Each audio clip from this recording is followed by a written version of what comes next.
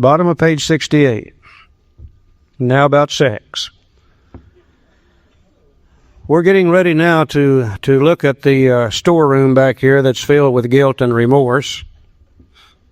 And it seems as though we human beings hurt each other in the sexual area probably faster and easier than we do in any other way.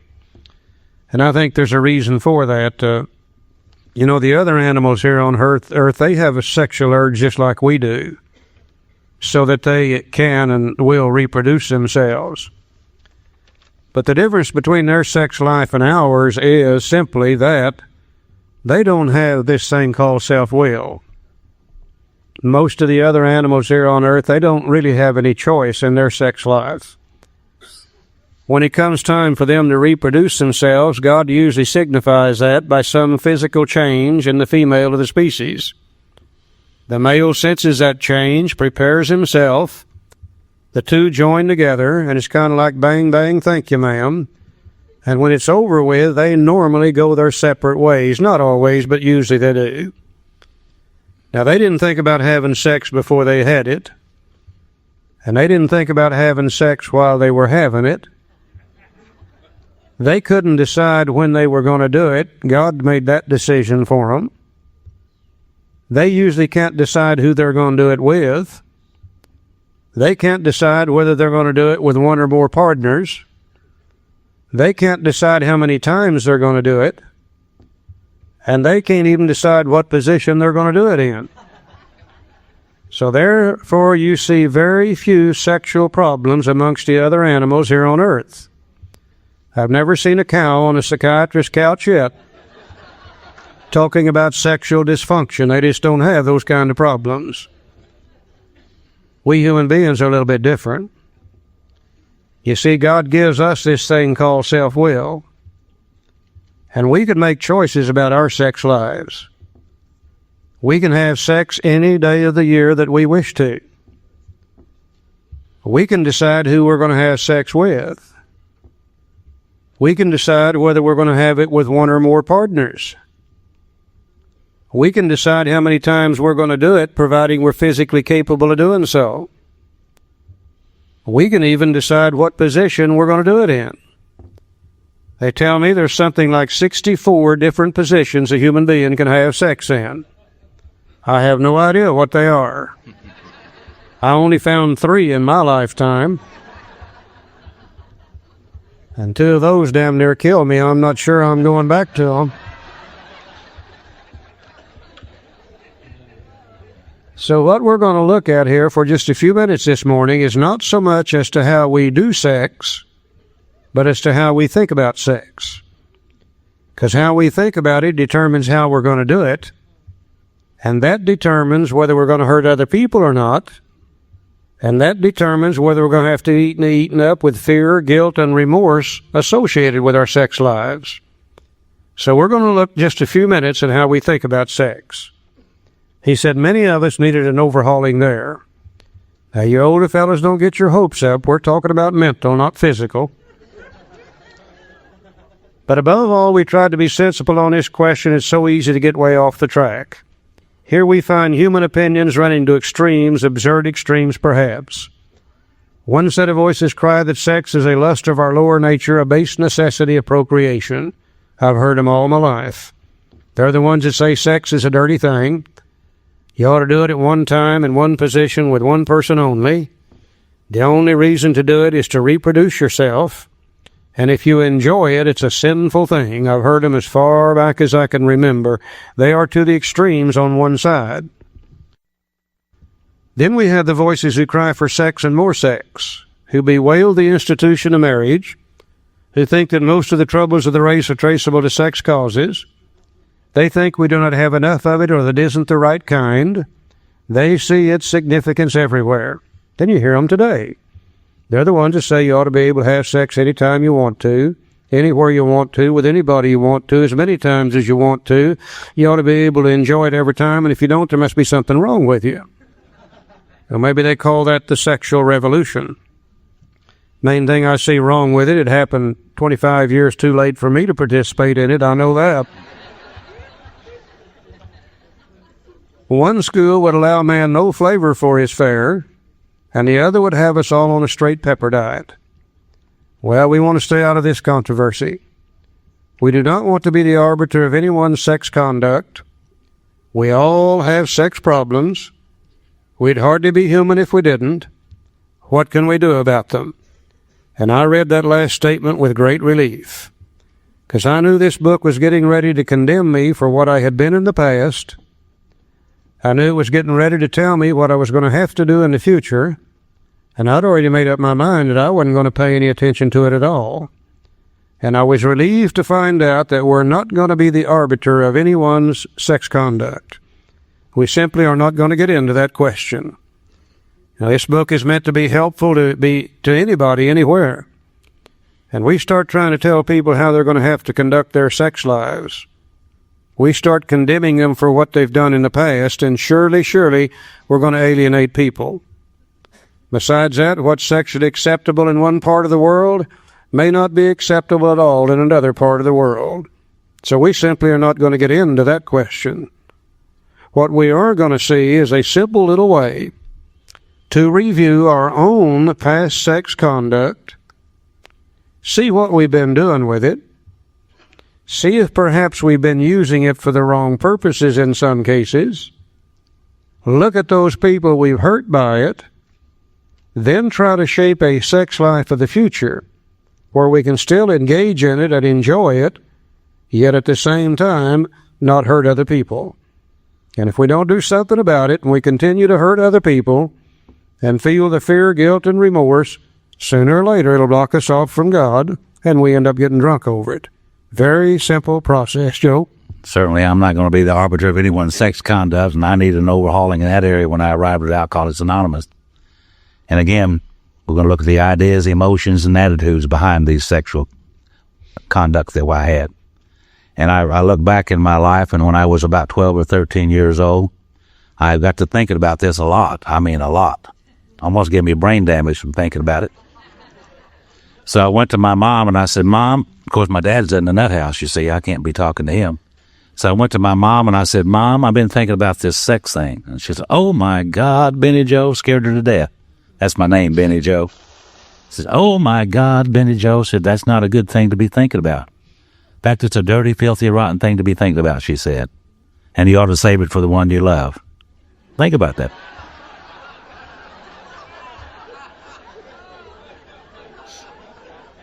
And she said, the only time you're supposed to have sex is when you want to have children. Well, let's see, she had 5 children. She had sex 5 times, I figured. Well, no wonder my dad was in the nut house, you know. But somehow I just didn't believe what she was telling me. And we had sex education when I went to school, too, but they called it recess. And also in West Tulsa, Oklahoma, there was a place called the Jenkins Cafe. And every day and every evening in front of the Jenkins Cafe, there was a gathering of very wise, intelligent, experienced men and women of about 15 or 16 years old. And they were more than glad to share with you all they knew about sex. And some of those guys told me that they were having sex with 2 or 3 different partners a night, they said. Sometimes they was having sex as many as 10 times a night, they said. And, you know, the fallacy of all that is I tried to live up to that because that's what I thought it. I never could, but I tried. And I was sober 2 or 3 years in Alcoholics Anonymous before I figured out they were lying to me. At least I hope they were. We better hope they were lying to you. Yeah. So certainly I needed an overhauling there. When I got here, I had the spiritual knowledge of a 7 or 8 year old boy. I had the coping skills of an 8 or 9 year old boy. And I had the sexual knowledge of a 12 or 13 year old boy. Do you think I needed overhauling in all those areas? How many of you got your sex information pretty much the way I did? Somewhat. Yeah. I need to sit down and look at this, didn't I?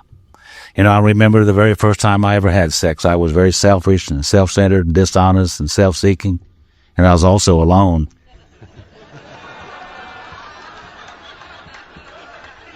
That's why he's wearing glasses today, too.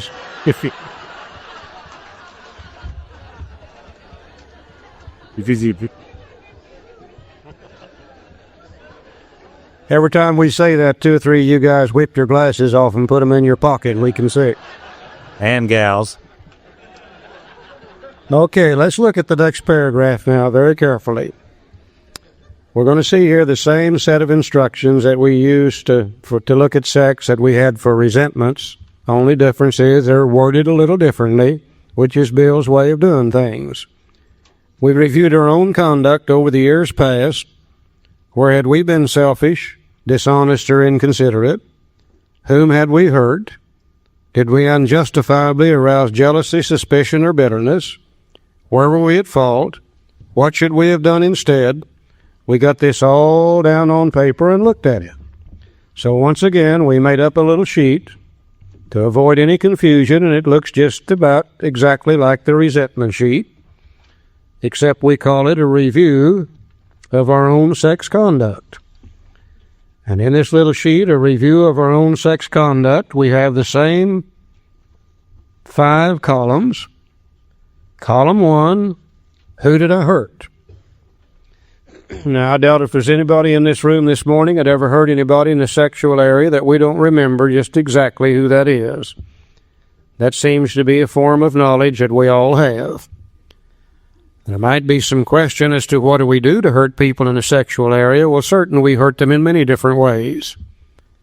For instance, if I'm in a married relationship and I go outside of that relationship and I have sex out there, and my wife finds out about it, then surely I've created a problem from her, not physically, at least emotionally. If that sexual escapade creates a trouble between my wife and I, there's children in my home, then I've hurt my children also by the same sexual escapade. If the lady I had sex with out there, if it becomes common knowledge, I've hurt her too. If she has a husband and children, I've hurt them also. You know, one sex act could hurt many, many different people. I think sometimes we hurt people in the sexual area by demanding more than our fair share. Maybe our partner isn't too keen about having sex every time we want to. Rather than consider their needs, wants, and desires, we selfishly demand that they have sex with us when they really don't want to. Surely that creates a problem for them, if not physically, at least emotionally. I think sometimes we hurt people in the sexual area by demanding that they do things with us physically, sexually, that they really don't want to do. And once again, rather than consider their needs and wants, we selfishly demand those things. Surely we create a problem for them, if not physically, at least emotionally. I think sometimes we hurt people in the sexual area just by withholding sex. Maybe we're not too keen to have sex every time our partner wants to, and rather than consider their needs and wants, we selfishly withhold when perhaps we should give in a little more often. I think we hurt many people in many different ways, and we pretty well know what they are. Column 1, we list their names. Column 2, what did I do to hurt them? Column 3, what part of self is affected? Now, you would think if I hurt anybody in the sexual area, that it would be caused by the sex instinct. And probably part of the time that's true. Sometimes, in order to get the physical, the emotional gratification that comes at the moment of successful completion of the sex act, maybe I'm doing the wrong thing at the wrong time with the wrong person because of the sex instinct. But I think if we will carefully review each situation, we're going to find that usually the other 2 instincts are involved just as much as sex, and in many cases even more so, and sometimes sex really doesn't have a hell of a lot to do with it. Now, I'm going to express an opinion, and I want to make sure that everybody understands this is my opinion. It's not AA's opinion, not Joe's, not anybody else's, just mine. Today, I am convinced that God gave us the sex urge so that we could reproduce ourselves. I'm also convinced He made it a very enjoyable thing, so we would do so. I don't think you and I would do the kind of work involved in sex if we didn't get something out of it. Now, if we're doing sex for purposes other than reproduction or enjoyment, then we might be doing sex for purposes other than what God intended. For instance, we boys found at a very early age that you can use sex to build your self-esteem. After all, the more members of the opposite sex you can attract to yourself, the greater man you really are, we thought. Now, I don't know what you girls called it, but we boys called it John Wayneism. Jane Wayne. Joe said Jane Wayne. Some of you girls tell me you use sex for the same purposes. Now, if that's what we're using sex for, that has nothing to do with reproduction, really has nothing to do with enjoyment. That's to fulfill a part of the social instinct, and sex really doesn't have a hell of a lot to do with it. Sometimes we use sex to buy a personal relationship. Maybe we're just lonesome. Maybe we just want somebody to pay attention to us. And we found out a long time ago we can give sex and buy back a personal relationship. Now, that's not to reproduce, that's not to enjoy. That's also to fulfill a part of the social instinct. Sometimes we use sex to buy material security. Maybe we're in a sexual situation we really would rather not even be in. But we've become so overly dependent upon another human being for our material well-being that we give sex to buy back material well-being. Has nothing to do with reproduction or enjoyment. That's to fulfill the security instinct. Sometimes we use sex to get even with another human being.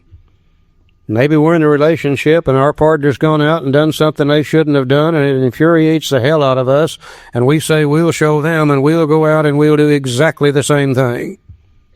Fallacy in it is after we've done it, we can't afford to tell them we did it. But certainly we didn't use sex there to reproduce nor to enjoy. We used it to get even with another human being. Sex really doesn't have a hell of a lot to do with that. You know, sometimes we use sex to force our will on another human being. Maybe our partner isn't doing what we think they ought to do. We say, we'll show them, we'll just cut them off at the pass. We won't let them have any sex till they come around our way of thinking. Now, we boys aren't too good at that. We only last 2 days at the most. You girls have honed it to perfection. You know exactly how to do that, and I don't blame you. I would use it too for that. That has nothing to do with reproduction or enjoyment. That's to force our will on another human being. I was absolutely amazed as I filled out that third column to see what I had actually been using sex for. 2 things happened to me almost automatically. As I filled out the third column, a lot of my guilt began to disappear. I thought I was just a dirty, rotten, no-good SOB. But I found out that I used sex for purposes other than what God intended. Not because I'm a bad human being, but because I'm a sick human being in those areas. And I needed that sex to build the personal relationships and etc. And when I saw that, a lot of guilt began to disappear. Tell you another thing that started happening to me in column 3. I began to get a handle on this sex thing. You see, I always thought I was oversexed, and that caused me to do those things. But in column 3, I found out, hell, I'm not oversexed, I'm undersecure. And I use sex to build my security and to build my self-esteem. And when I saw what I was doing with sex, it began to look pretty stupid to do those things. And a lot of that desire to go do it at the wrong time in the wrong place with the wrong people began to disappear, and I started getting a handle on the sex thing right here in the third column. I think it's one of the greatest things that we can do for ourselves. Especially we men. We tend to use sex to build self-esteem. And sex doesn't have really anything to do with it. We tend to use it to build our self-esteem. And when I saw that's what I was doing with it, then a desire to go do it became less and less. Column 4. What feelings did I create in others? Did I unjustifiably arouse jealousy, suspicion, or bitterness? What should I have done instead? In column 4, not only are we looking to see those things that we did, but we also need to be looking at what should we have done instead. We're trying to shape a new sex life of the future, where we can still engage in it and enjoy it, yet at the same time, not hurt other people. Column 5. Which character defect is involved? Same old deal. If I wasn't so selfish, I wouldn't be doing some of those things in a sexual area that hurt other people. If I wasn't so dishonest, I wouldn't be sneaking around behind my wife's back lying to her all the time anyhow. If I wasn't so afraid of facing life without that sex to build my self-esteem and ego and etc., probably wouldn't be doing it in the first place.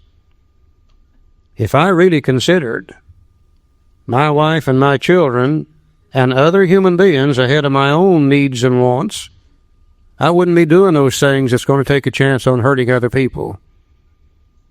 But I'll guarantee you, if I stay selfish, dishonest, self-seeking, frightened, and inconsiderate, I'm going to keep right on doing the same old things. I'm going to keep right on hurting people in the sexual area. I'm going to have to be scared to death of what they're going to do if they catch me. The guilt and remorse eats me up. Sooner or later, it blocks me off from God, and I end up drunk over it. It's not a question of right and wrong. It's a question of what can we do and live with it with peace of mind and happiness and be able to stay sober in the future. At the very least, we're going to have to do something about some of these things, or sooner or later it eats us up. Now, once again, we're doing step 4. This is the sex part. In the 5th column, we see all the information now we need for step 5, 6, and 7. Quite naturally, all the names in column 1 will come off of this sheet and be added to the sheet to be used later on for steps 8 and 9. Again, I was amazed to see in many cases the same names appearing on all 3 sheets. Barbara was certainly on all 3 sheets. I even had the Internal Revenue Service on all 3 sheets. I resented them and I feared them, and I gave them a pretty good screwing before I got through with them, too.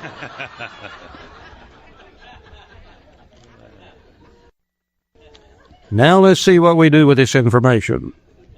He said, in this way, the way was just outlined, in this way we tried to shape a sane and sound ideal for our future sex life. We subjected each relation to this test. Well, was it selfish or not? And prayer is going to be used 3 different times in the next page or so. Here's the first one. We asked God to mold our ideals and to help us to live up to them. We remembered always that our sex powers were God-given and therefore good, neither to be used lightly or selfishly, nor to be despised or loathed. See, God never did give us anything that was bad. Whatever our ideal turns out to be, we must be willing to grow toward it. We must be willing to make amends where we've done harm, provided that we do not bring about still more harm in so doing. In other words, we treat sex as we would any other problem, more prayer. In meditation, we ask God what we should do about each specific matter. The right answer will come if we want it. Now, God alone can judge our sex situation. Counsel with other persons is often desirable, but we let God be the final judge. We realize that some people are fanatical about sex as others are loose. We avoid hysterical thinking or advice. You know, this is an area that I don't think we need a whole lot of advice in anyhow. I think all of us, deep down inside, we know what we should be doing and what we shouldn't be doing. You know, I've never been in a sexual situation yet that was wrong, that I didn't know it was wrong before I ever got into it. Didn't keep me getting into it. But I never got into one yet that was wrong that I didn't know it was wrong before I ever got into it. And if you start running around asking people for sexual advice, if you ask 6 different people, you're going to get 6 different answers. And then you'll have to decide which one of those to follow. And besides that, I really can't think of a worse place in the world to get sexual advice than in the Fellowship of Alcoholics Anonymous. I think that's a hell of a place to look for it. I think all we got to do is listen to that little voice inside. I think it pretty well knows, and I think it'll pretty well tell us what we should and what we shouldn't do, and if we follow it, we're probably not going to hurt other people. Now, suppose we fall short of the chosen ideal and stumble. Does this mean we're going to get drunk? Well, some people tell us so, but this is only a half-truth. It depends on us and our motives. Now, if we're sorry for what we've done and have an honest desire to let God take us to better things, we believe we'll be forgiven and have learned our lesson. Now, if we're not sorry and our conduct continues to harm others, we're quite sure to drink. Now, we're not theorizing. These are facts of our experience. You know, I had a young fellow come to me not long ago. He's still in his 20s. He said, Charlie, my sponsor told me I couldn't have any sex the first year of sobriety. Is that right? And I said, no, that's not necessarily right. I said, you can have all the sex you want the first year. The second year, you can have it with other people. No. You know, sometimes it's hard enough to quit drinking without doing some other things too. Yeah. Now, to sum up about sex, we earnestly pray for the right, more prayer. We earnestly pray for the right ideal, for guidance in each questionable situation, for sanity and for the strength to do the right thing.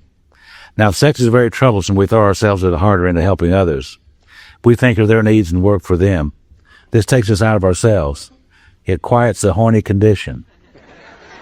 Oh, it quiets the imperious urge when to yield would mean heartache. Old Bill used some fancy words, didn't he? Huh? Okay. Now, we're going to make one other suggestion before we leave the inventory. The book says we have the list for our amends. We made it and we took step 4. And we've looked at people we've heard on a resentment sheet. We looked at them on the fear sheet. We looked at them on the sex sheet. But there's other people we've heard in other ways too that perhaps haven't popped up on any of these sheets. Maybe somebody we stole money from them, or maybe somebody we hurt physically. Many ways we hurt people. And any of those names that haven't come up on at least one of these 3 sheets, we suggest we take this 4th sheet, a review of harms other than sexual, and do exactly the same thing with it that we have done with the other sheets. Column 1, who did I hurt? Column 2, what did I do? Column 3, what part of self is affected? Column 4, what feelings did I create in others? What should I have done instead? Column 5, which character defect is involved? And if we'll do that, then we've got everything we need here for 4, 5, 6, and 7, 8, and 9. And when we've done this sheet, when we have completed our inventory, we've got everything we need now for 4, 5, 6, 7, 8, and 9. And now then we're ready to get on with our business. Very, very simple procedure. Now let me ask you something. Did we see anything here to be afraid of? Did we see anything that was so complicated we couldn't do it? Did we make a list of dirty, filthy, nasty items? Did we get any positive results from this? Yes. Is there any reason why we shouldn't go ahead and do step 4? We don't need to procrastinate any longer, do we? It is simple enough that we can get with it, get on with the program. A little bit of study and a little bit of help with your sponsor and a couple of evenings, you can have it done. Just that quick. Now, the book says if we've been thorough about our personal inventory, we have written down a lot. We have listed and analyzed our resentments. Now, some people look at the word analyzed as a bad word. All this is another word that means truth. We have taken a truthful, a moral, truthful, honest, analytical inventory. To analyze something simply means to get down to the truth of it. Now, he didn't say it, but we've listed and analyzed our fears. We've listed and analyzed our sexual harms. We've listed and analyzed harms other than sexual. We've begun to comprehend their futility and their fatality. We have commenced to see their terrible destructiveness. Now here's some results. We have begun to learn tolerance, patience, and goodwill toward all men, even our enemies, for we look on them as sick people. My God, what a change in personality already. This is a real change taking place here in step 4. We don't have to wait till step 12 to get something. We have listed the people we've hurt by our conduct and are willing to straighten out the past if we can. In this book, you read again and again that faith did for us what we could not do for ourselves. We hope you are convinced now that God can remove whatever self-will has blocked you off from Him. If you've already made a decision, Just step 3. and an inventory of your grosser handicaps, you have made a good beginning. That being so, you have swallowed and digested some big chunks of truth about yourself. So now, what are some of the grosser handicaps which we've looked at? Resentment, fear, guilt, and remorse. What are some of the basic character defects that we've looked at in the basic cause? Selfish, dishonest, self-seeking, frightened, and inconsiderate. We have really looked at those things very carefully, haven't we? Now, the book recognizes it will never be perfect. It said these are our grosser handicaps. I think one of the great mistakes being made in AA today is everybody sitting around and waiting till they get well so they can do step 4 perfect. You can't do that. Let's get rid of these grosser things. We've got another step later on that we're going to use this process for the rest of our life. We'll be inventorying forever, and it'll get better and better. But these are the major things that kill us. We got them behind us. Now we can get on with our business. You know, I think this is all the inventory I need anyhow. As I look back in my lifetime, I can't spot an emotional problem I've ever had that didn't revolve around one of 3 things: madder than hell at somebody, scared to death about something, or I'd done something I shouldn't have done and the guilt and remorse was eating me up. As I project my mind in the future, I don't see anything that's going to bother me that's not going to revolve around the same 3 things: madder than hell, scared to death, or filled with guilt and remorse. I think this is a perfect inventory for people like us. And we will continue to work on it the rest of our lives anyhow. Now, I don't know whether you all have noticed or not, but nearly all the information in the big book on sex is on page 69. I don't know that has any significance whatsoever. That just happens to be where nearly all the sex information is on page 69. You know, we heard a story about a young lady who been in AA about 90 days, and she went to her sponsor, and she said, "Sponsor, I've got a problem." Her sponsor said, "What is it?" She said, "Well, it's this sex thing." She said, "Sober, I don't know what to do. Anything I've ever done in the sexual area, tried to attract a member of the opposite sex or anything else, it's always been while drinking, and sober, I just don't know how to function." Her sponsor said, "Well, go home, get out your big book. Read page 69. It will have the answer to any problems you might have."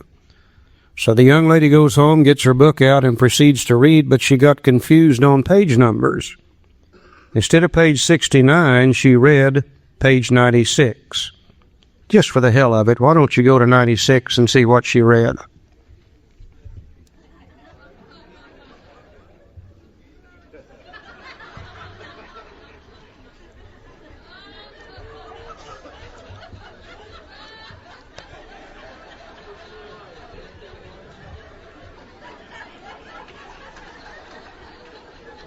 I think that's one of the most appropriate things I've ever read. It just goes on and on and on.